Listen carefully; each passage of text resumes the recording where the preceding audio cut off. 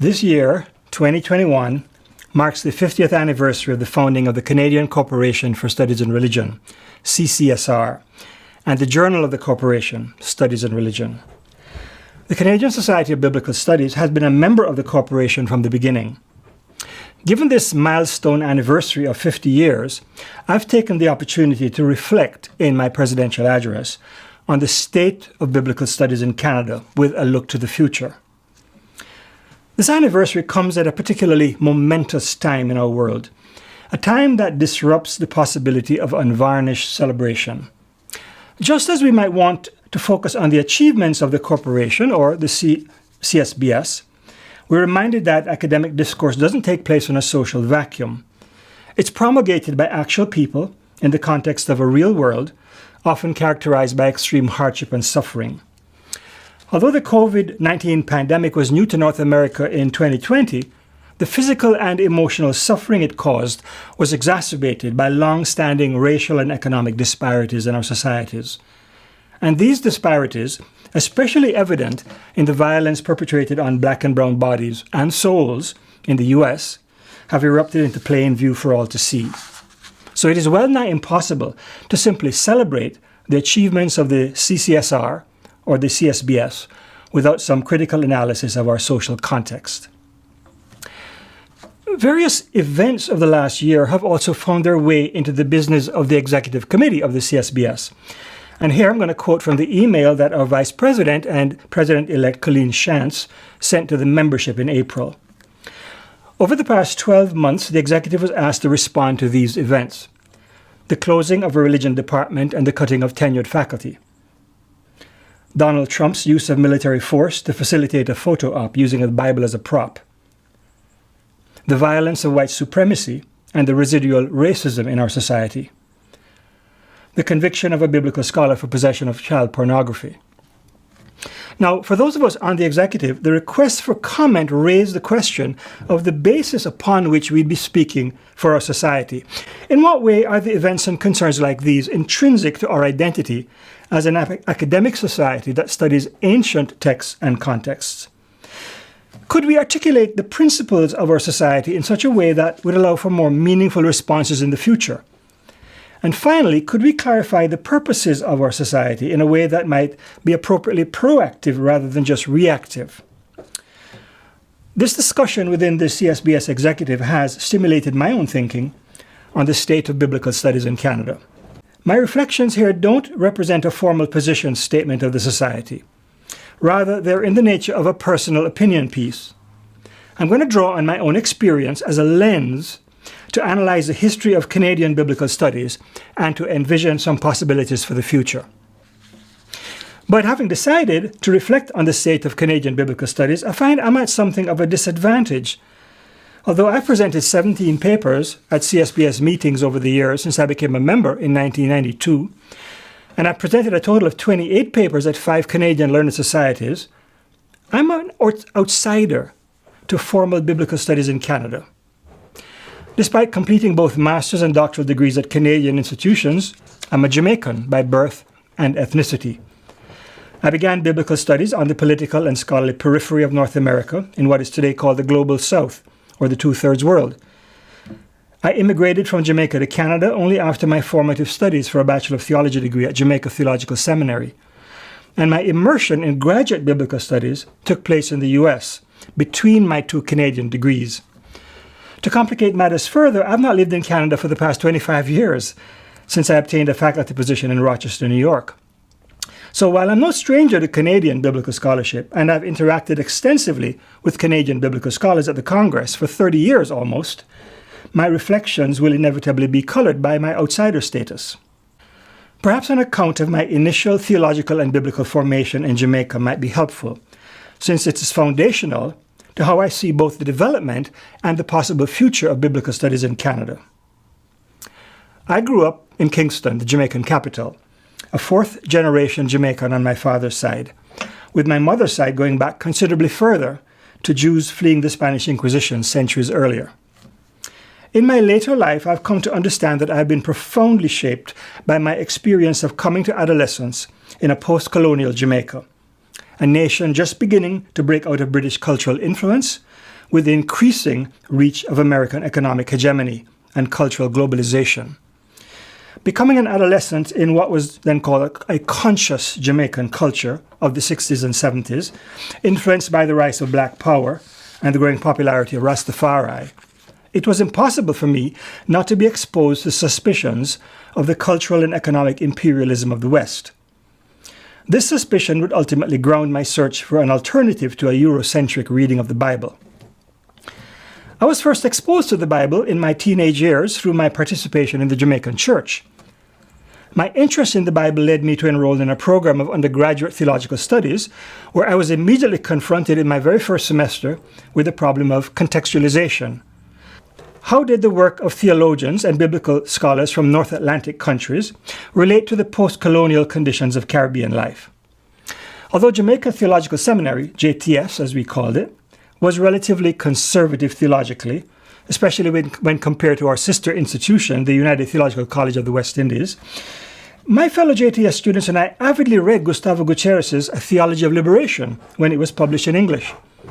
And we interacted with chapel speakers who addressed the relationship of theology to racism, colonialism, and capitalism. We didn't shy away in our courses from questions of political theology, hermeneutics, the intersection of faith and philosophy, or historical critical matters. We couldn't afford to.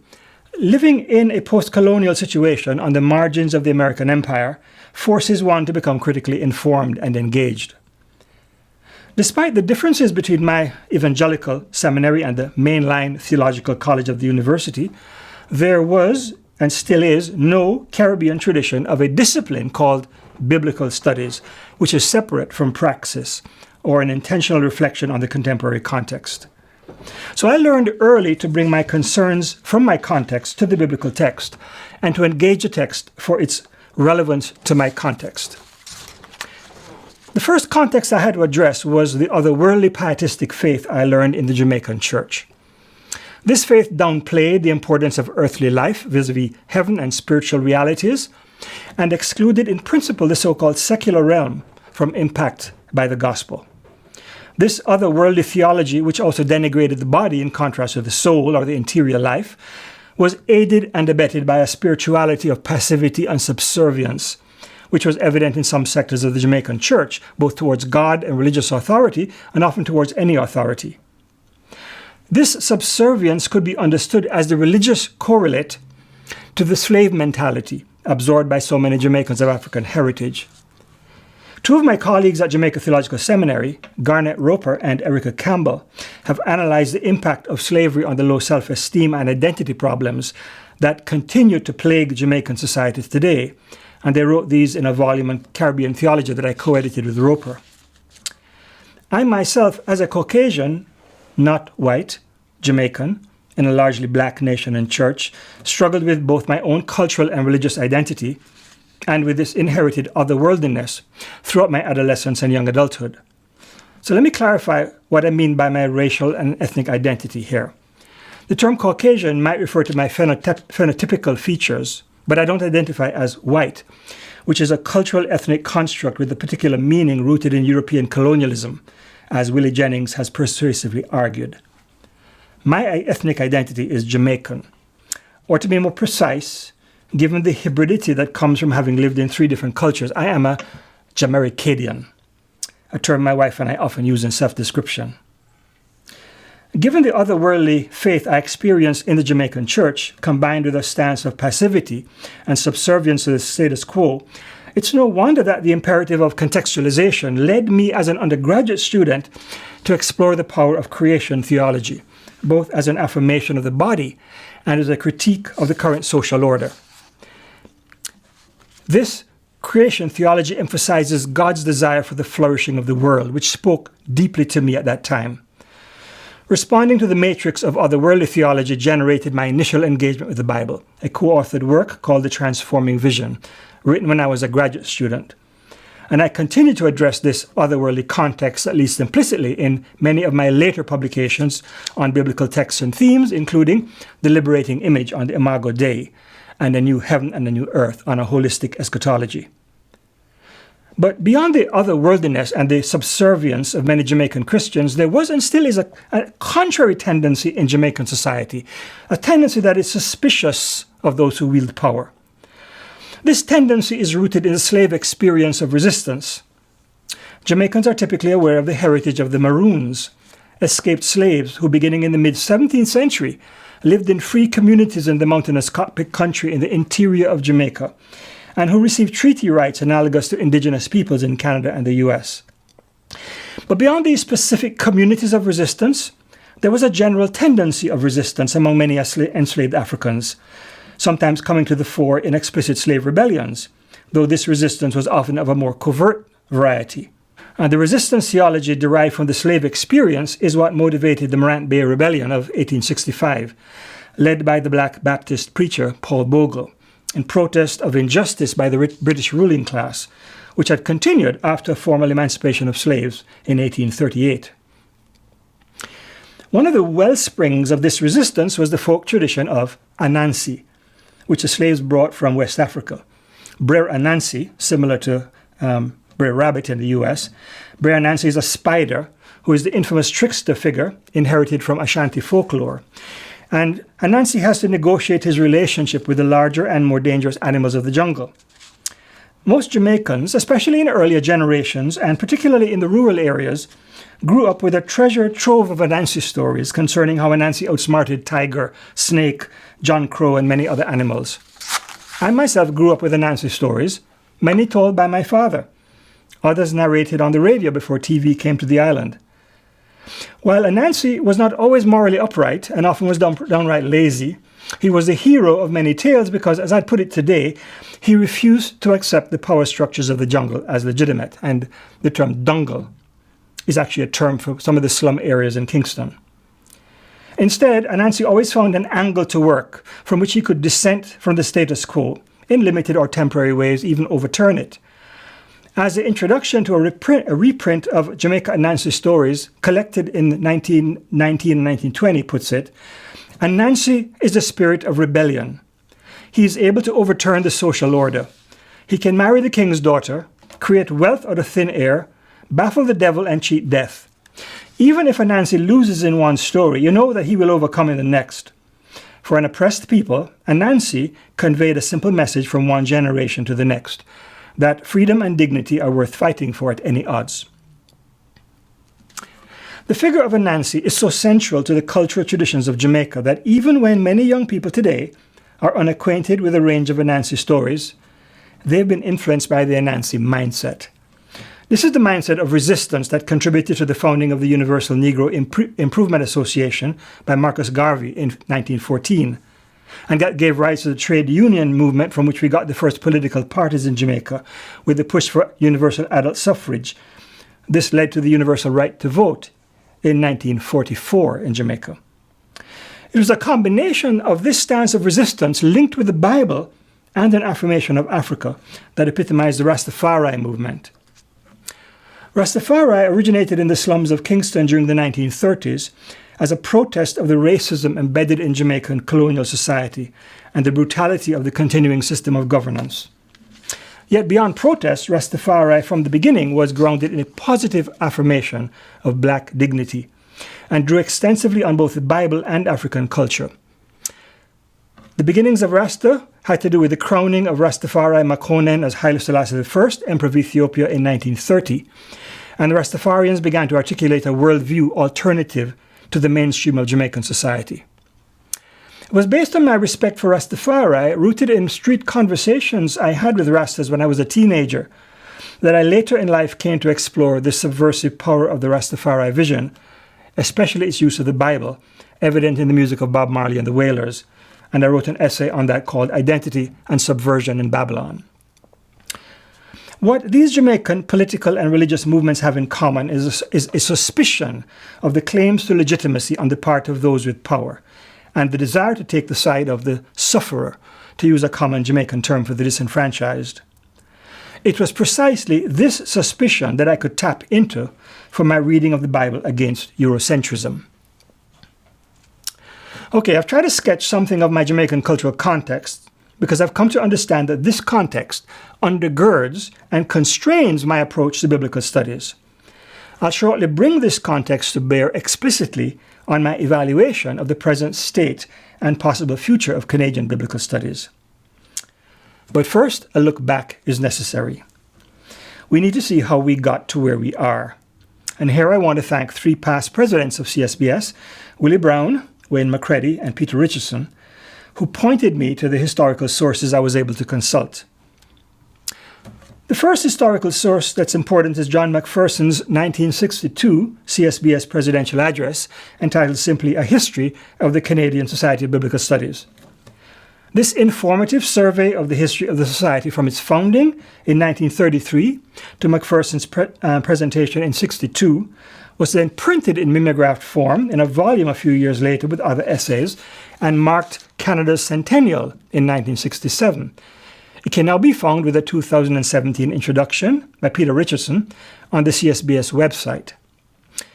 But beyond McPherson's account, which focuses especially on the CSBS as a society, we have Charles Anderson's more broadly envisioned 1969 book, Guide to Religious Studies in Canada, published by the precursor of CCSR, the Corporation for the Publication of Academic Studies in Religion in Canada. I can see why they shortened the acronym. Before Anderson's volume was revised and expanded in 1972, the CSSR, in conjunction with the Social Sciences and Humanities Research Council of Canada, known fondly as SSHRC, commissioned a series of volumes to provide snapshots of the state of religious studies in Canada, region by region, published between 1983 and 2001. But two of the most illuminating volumes interpreting the history of Canadian biblical studies are the books by John Moyer in 1982 and Aaron Hughes in 2020. Moyer's 1982 account is entitled A History of Biblical Studies in Canada, A Sense of Proportion. Specifically commissioned by the CSBS, this volume helpfully places the development of the society in the broad context of how biblical studies was developing in Canada from the 1880s on. While it's not as specifically disciplinary as Moyer's volume, Hughes' volume, From Seminary to University, An Institutional History of the Study of Religion in Canada, admirably addresses biblical studies in the context of the development of theology and religious studies in the Canadian context. Now, to a great extent, the volumes by Moyer and Hughes corroborate each other. They both recount the beginnings of biblical studies in Canada as an aspect of the theological study of the Bible in seminaries and theological colleges, usually associated with specific Christian denominations. And these were founded primarily for the training of clergy, but also to propagate the Christian religion and Christian values in the new colony. This confessionally oriented approach to the Bible came into some tension with the academic study of the Bible, conceived as a historical critical discipline. This began in Europe in the 19th century. And this historical study focused on the ancient languages and contexts relevant to understanding the Bible. Interestingly enough, in Canada, the focus at the beginning was on Hebrew, the ancient Near East and the Old Testament. The term Hebrew Bible was not being used at the time. Little research was going on Koine Greek, the Mediterranean social context, the New Testament, Greco-Roman literature. That all came later. The debated question over which there was much disagreement was whether one could hold to a historical approach to the Bible and yet treat the text as a normative, theological, and ethical source for living. There was also a shift from denominationally oriented theological colleges and seminaries to ecumenical consortia of such colleges in various parts of the country, including British Columbia and Atlantic Canada. But the 1853 founding of University College as part of the newly established University of Toronto was particularly important. Precisely because University College was intentionally unaffiliated with any specific Christian denomination, its early detractors called it a godless institution, even though the biblical and theological courses being offered were generally from a Christian orientation. Finally, as an outcome of the Quiet Revolution in Quebec and the policy of multiculturalism by the Canadian government, along with increased immigration to Canada, a new discipline emerged, religious studies, formally decoupled from explicit religious affiliation and with non-Western religions included in its purview. Beginning with McMaster University in 1960, departments of religious studies began to be established at various Canadian universities in the 1960s and 70s, housed in faculties of the arts or the humanities. The result today is that biblical studies can now be found both in religious studies departments of the provincial university system and in theological colleges and seminaries with various degrees of religious or denominational affiliation. There's a great deal of overlap between the historical accounts of Moore and Hughes, but they diverge significantly in one particular way, in the angle of vision through which they view this history. Moore's perspective is more muted and restrained. On the surface, one might almost think he was giving a simple analytic account of developments with an endless list of names, accomplishments, faculties, publications, and so forth. But a closer reading shows affinities with a reserved Anglo-Canadian, perhaps even quintessentially British point of view. That can be seen in the book's subtitle, A Sense of Proportion, which suggests that the history of Canadian biblical studies epitomizes the Aristotelian golden mean, an emphasis on being balanced, eschewing extremes. Moore's approach also shows up in several chapter titles, which are quotes taken from particular figures in the history of Canada. So his chapter on Canadian biblical studies in the late 19th and early 20th centuries is entitled A Sane and Tactful Course. His chapter on the impact of historical criticism on the Canadian scene is called Frank Scientific Discussion. And his final chapter, which recounts Canadian biblical scholarship in an international context since World War II, concludes that this scholarship has achieved no mean place, which is a somewhat self-deprecating way of acknowledging importance. Now, none of this in itself is a criticism of Moore. There simply is no neutral historiography. Every historian has an angle of vision and not only selects the data, but construes the data in light of their point of view. Now, Aaron Hughes' point of view is much more explicit. He introduces his book by highlighting his overall argument, namely, that both theology and religious studies, and includes biblical studies, whether conceived as confessionally done or scientifically done, it's all been defined and developed in Western countries, he claims, including Canada, to serve national interests. So the study of religion in all its modern forms is grounded, says Hughes, in the cultural and political values of the nation state. Hughes' perspective might shed light on the fact that a printed edition of John Macpherson's presidential address was produced for Canada's 1967 centennial celebration. And Peter Richardson's 2017 introduction was written for Canada's sesquicentennial anniversary. Hughes' explicit approach to his study is commendable because it recognizes that we all stand somewhere, located in and shaped by our existential contexts and the communities of discourse that we participate in. There simply is no view from nowhere. We have no access to any God's eye view or God's eye perspective of anything, including the object of our study, whether that study is religion or the Bible or the history of biblical studies. The very stance of objectivity is a subjectively chosen stance, distant from what is normal in everyday life. And this stance attempts to hold in abeyance the assumptions and commitments of the interpreter with the idea that we can somehow attain to truth uncolored by our context. But this modern Eurocentric ideal is an illusion.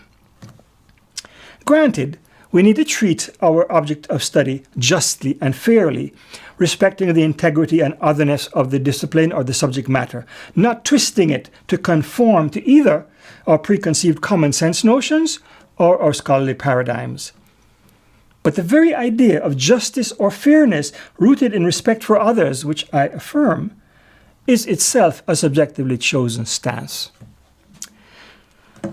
The history of biblical studies in Canada, but not only in Canada, has been decisively shaped by the attempt to construct and define an academic discipline in such a way as to separate it from the subjectivity of theological and ecclesial commitments and contexts. Yet, as Hughes' study shows, even if those particular commitments and contexts could be held in abeyance, there will inevitably be other contexts and interests that constrain the discipline. Whether intentional or not, the historical accounts of both Hughes and Moore reveal that the development of Canadian biblical studies was motivated by the Eurocentric problematics of the bifurcation between scholarship as objective or neutral and lived contexts as subjective or partisan. This bifurcation holds not just for those formulating or developing the discipline of biblical studies in the time of the past, the 19th century, the 20th century in Canada. It holds today for many who participate in the discourses of biblical studies in the 21st century. And I say discourses, plural, intentionally, because any notion that there is one singular hegemonic discourse of biblical studies is an illusion. And the hope for such a discourse is a thinly veiled aspiration to recapture the monologic claims of Eurocentrism in academia.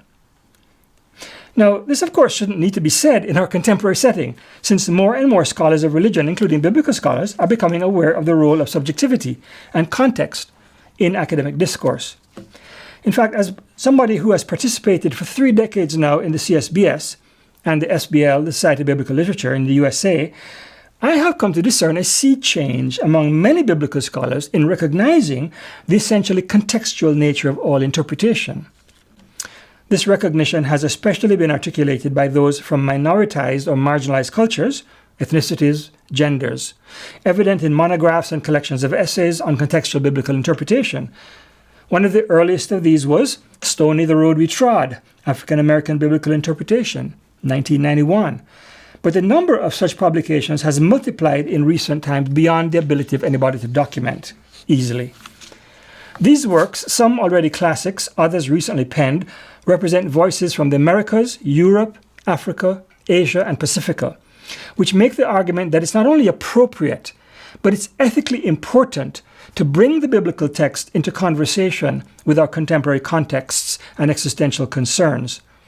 And thankfully, many biblical scholars who are not from minority groups are beginning to recognize the validity of this approach.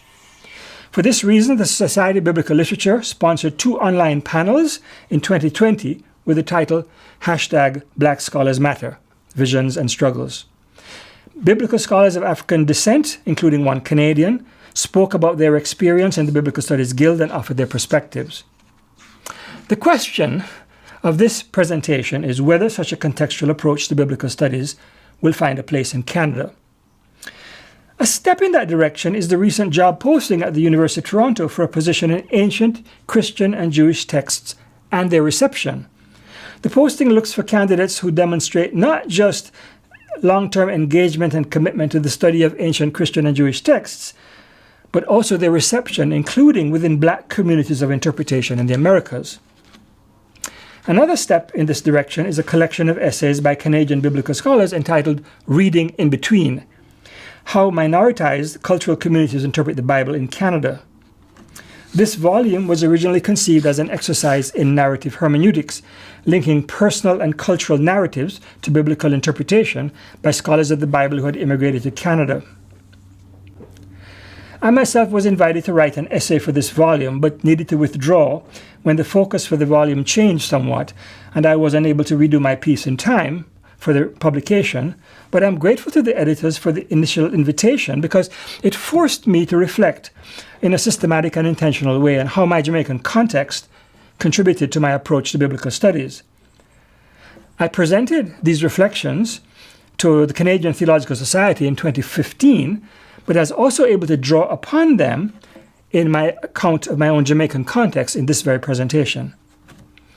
Now, it may be significant that in 2015, I gave my paper to the Canadian Theological rather than Biblical Society, even though CSBS is where I presented most of my Congress papers over the years, because at the time I discerned greater interest among Canadian theologians than biblical scholars in addressing the contextual nature of scholarship. Now, that's not to say that there's been no such interest at the CSBS. For example, Hebrew Bible scholar Wes Bergen wrote a fascinating book called Reading Ritual on Leviticus in a postmodern context, addressing contemporary ethical issues in conversation with this ancient text. Or Haitian-Canadian Ronald Charles has been recently writing on his experience of bridging multiple languages and cultures as an act of decolonization in New Testament studies. They're not yet published. They're going to be published, one this year, one next year. It's often been members, past or present, of the CSBS executive who have done this kind of work. So past President Christine Mitchell, president from 2017 to 2018, gave her presidential address on reading biblical conquest stories in light of the rights of Indigenous peoples in Canada. It was published just this year. Past President Marion Taylor, 2011 to 2012, and current program coordinator Agnes Choi co-edited and contributed essays to the Handbook of Women Biblical Interpreters. Mark Lexer, current executive secretary, who was simultaneously the 2019-2020 president of the Mid-Atlantic region of the SBL, illustrating the typical border crossing of Canadian biblical scholars, gave a very powerful and timely presidential address that insightfully drew on contemporary politics in the age of Trump to read the figure of David in 1 and 2 Samuel. Past President Adele Reinhardt from 1997 to 98, who recently just completed her term as SBL president last year, another example of border crossing, focused her SBL presidential address on what biblical studies might learn from the hermeneutics of chutzpah, a Jewish term. She's a Jewish scholar, but she was looking at how this was practiced by African American biblical interpreters, including those who explicitly relate, she says, their lived experience to their reading of the biblical text. That's now published in the JBL. But my earliest exposure to a Canadian biblical scholar bringing contemporary context into conversation with the biblical text was David Jobling. His 1993 presidential address entitled Hannah's Desire was given during the second CSBS meeting that I attended. Having asked what the character of Hannah in the narrative of 1 Samuel wanted, what the narrator wanted, what the various readers wanted, Jobling concluded by asking and answering, "What do I want?" This concluding section of the paper anticipated the more fully developed argument in his monograph on 1 Samuel, the first chapter of which has the subtitle, An Autobiographical Essay on Method. These examples of Canadian biblical scholars illustrate the growing interest in bringing the specificity of our contemporary contexts and lived experience to the academic table to engage the biblical text dialectically, both interrogating the text from the interpreter's context and asking how the text might speak to that context.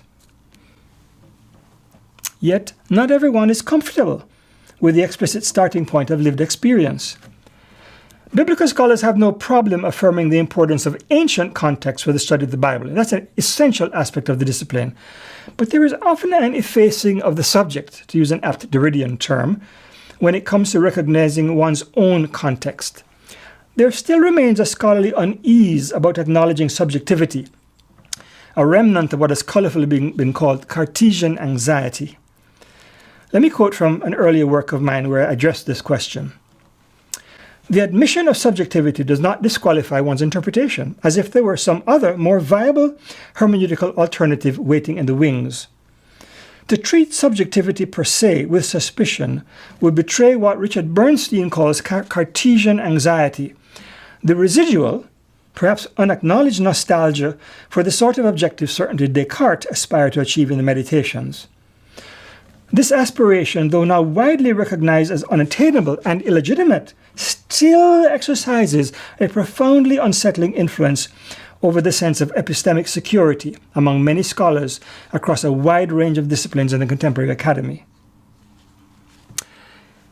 I propose it's time that the Canadian Society of Biblical Studies gets beyond its Cartesian anxiety.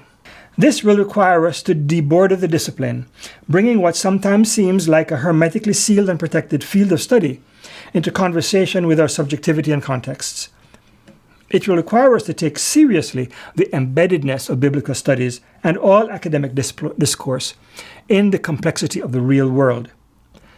Not only does all scholarship arise out of concerns, interests, and questions that come from our contexts, but all scholarship has the potential of speaking powerfully to our contexts in a world that is often characterized by suffering and injustice.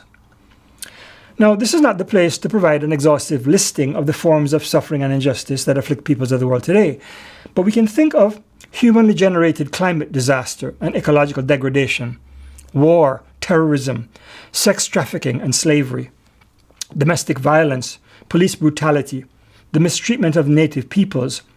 And underlying much of this suffering are the ideologies of racism, sexism, rapacious capitalism, and various forms of nationalism and identity politics. And many of these ideologies absolutize the subject identified with an in-group while demonizing others, typically in the name of some ideal. None of these realities are extraneous to the lives of biblical scholars or scholars of any discipline if they are open to the pain of the world in which they live. So earlier, I characterized my outsider status vis-a-vis the Canadian academic scene as a disadvantage, but maybe it's going to be an advantage in disguise, in that it enables me to envision a future for Canadian biblical studies beyond a Eurocentric model. Based on my theological formation in the Caribbean context, which grounded my later graduate studies, I do not find it possible to practice biblical studies or any scholarly activity independent of or unaffected by contextual, existential, even ethical matters.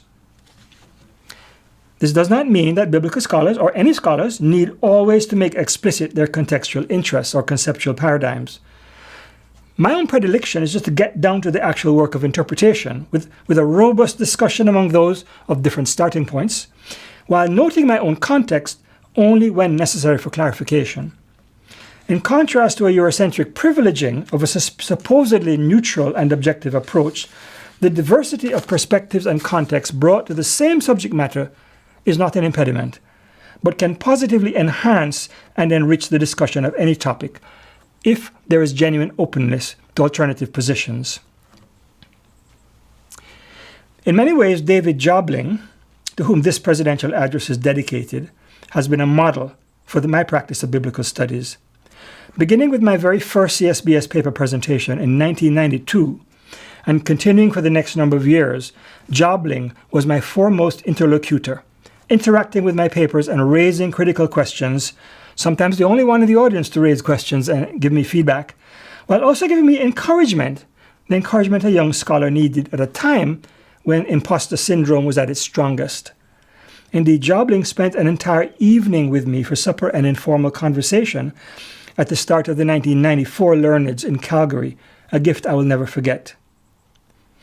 This suggests that there might be a need for the mentoring of new graduates and junior scholars by those more established in the field, both for simple encouragement but also for guidance in navigating biblical studies today. Perhaps CSBS might develop a method of linking up interested biblical scholars for that purpose. Although he was never a formal mentor, David Jobling embodied for me the sort of biblical scholarship that I aspire towards. His interdisciplinary breadth has been exemplary. He's interacted with literary theory, theology, philosophy, including structuralist and post-structuralist approaches, ideological criticism, global readings of the Bible. Such interdisciplinary openness is reflected in the essays and tributes in the Jobling Festschrift entitled Voyages in Uncharted Waters. In an article in Seminary on the Bible and literary criticism, Jobling acknowledged how rare this interdisciplinary approach was. And I quote, "There is still some professional reluctance to let such breadth of reading define the discipline of biblical studies. But Seminary exists to force such a redefinition, and that is why I am its general editor." He continued by noting the failure of biblical studies to engage seriously, at least until recently, with anything outside which threatens to transgress its disciplinary boundaries. And then he adds, this has been particularly true of biblical studies in Canada. That was 2002. Evidence that the situation may be changing is that Colleen Shantz, the next CSBS president, has explored the intersection of Paul's ecstatic experience with contemporary neurobiology. Shantz recently informed me that the last 3 dissertations she directed at the Toronto School of Theology were all interdisciplinary. This reflects the fact that TST, with an annual cohort of 25 to 30 PhD students, has revised its doctoral program to encourage interdisciplinary crossover. And Shantz also noted that she co-directed 2 interdisciplinary dissertations at the U of T Religion Department. But the problem, Shantz points out, is that new scholars trained in this way of thinking will be applying for jobs that are still defined in the traditional specialized way. So while faculty and students are becoming more interdisciplinary, many institutions haven't figured out a way of structuring faculty positions this way. But beyond interdisciplinarity, David Jobling embodied a vision of what Antonio Gramsci called the organic intellectual. Although this term is more well known in North America through the writings of Cornel West, who applied it to Martin Luther King Jr., Gramsci originally used it to describe those who are members of a subaltern group suffering injustice, and who engage in the intellectual enterprise for the sake of and in relationship with this group. I understand that not all Canadian practitioners of biblical studies are part of a subaltern community. But as Jamaican theologian Garnet Roper explains, this is not strictly required. What is required is that scholars care about those who are suffering and listen to their questions. In his proposal for the future of Caribbean theology, which has relevance mutatis mutandis for Canadian biblical studies, Roper noted that Caribbean theology envisions two radical changes from the Western European theological tradition, namely, a shift in the questions being asked and a shift in those asking the questions. Let's start with the latter point. Roper notes that the dialogue partners of Caribbean theology are, quote, not armchair secularists or academics, but those from below, and they're interested in questions of justice. Specifically, these dialogue partners are the poor and the marginalized, along with the pastors and intellectuals who share an organic connection with the marginalized or a commitment to and solidarity with them. While the phrase organic connection alludes to Gramsci's notion of the organic intellectual, Roper's mention of commitment and solidarity that intellectuals may share with the marginalized suggests it is possible for scholars to have a profound sense of connection with people different from themselves. Jobling has consistently attempted to address the conditions and the concerns of those Frantz Fanon called the wretched of the earth. But Roper also notes that the very questions we ask after Eurocentrism may be different. And here I quote again, Caribbean theology is not interested in an armchair discussion about metaphysics or ontology, that is, whether God exists, but rather poses questions that are both ethical and existential. It wants to know what kind of God is the God that exists. By analogy with Roper's description, I propose it is not enough to study the Bible and its historical, cultural, and literary contexts at arm's length as an artifact from the past, nor is it enough to bring biblical studies into an interdisciplinary dialogue with other academic fields, because that can still serve to keep biblical studies artificially in the realm of the theoretical.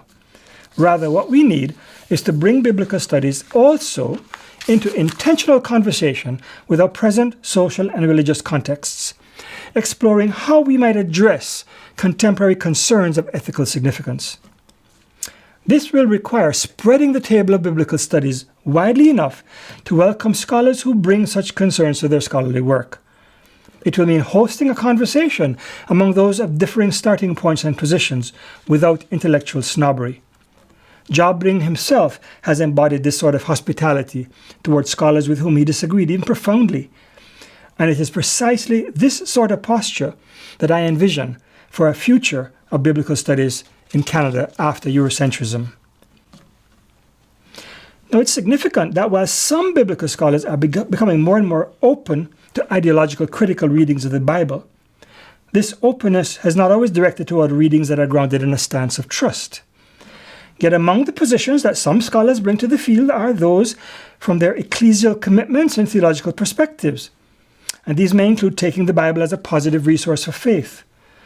So I was struck by Aaron Hughes' avowed intent to be even-handed in his historical account from seminary to university. And he says, I treat theological and academic approaches to religion equally. And while I certainly favor the inclusivity and historicity of the latter, the academic, I have no intention of denigrating the former, the theological. Now, Hughes is more self-aware than most scholars.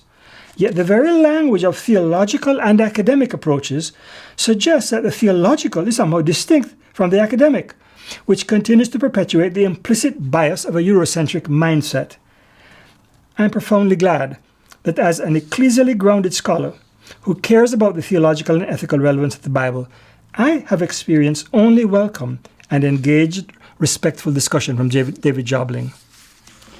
Jobling has been one of the most incisive proponents of an ideological critical reading of the Bible in Canada, often reading against the grain of the text, articulating a critique of patriarchy or ethnocentricity in Scripture. Yet, Jobling has admitted that, quote, the powerless and those who write out of experience shared with them are not prepared to give up the power of the Bible.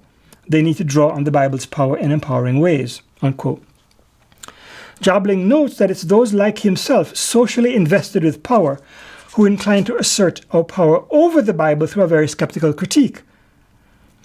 While continuing to think that such a critique of the Bible is utterly necessary, he admits, I've begun to worry that as I help my students take power over a Bible which has disempowered and oppressed them, I am denying them access to power through the Bible, of which they are so much in need. Similar thoughts have been expressed by Christine Mitchell on the inadequacy of a hermeneutics of suspicion, which simply exposes or critiques problematic aspects of the Bible.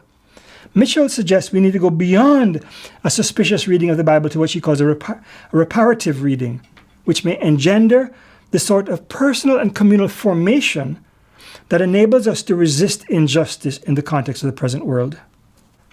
Although the occasion for this article was the 50th anniversary of the CCSR, the particular thrust and focus of my presentation was prompted by recent conversations within the CSBS exec as we responded to contemporary ethical concerns that were brought to our attention. The conversations we had were only preliminary.